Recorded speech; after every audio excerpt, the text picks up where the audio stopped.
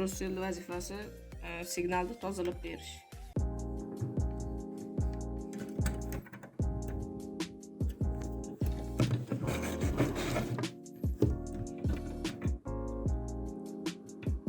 Mana bu ham ishlayapti.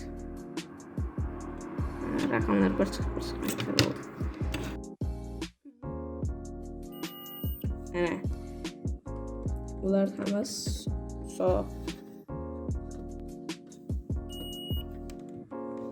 Bu tranzistorda shu perizvonkada tekshiramiz. Mana raqam chiqyapti. Bu tranzistor haqida ham keyin video chiqaramiz.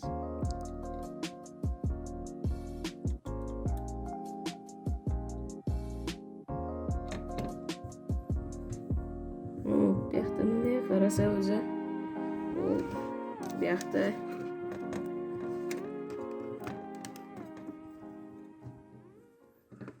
o'zi tekshiradigan narsa yo'q ekan.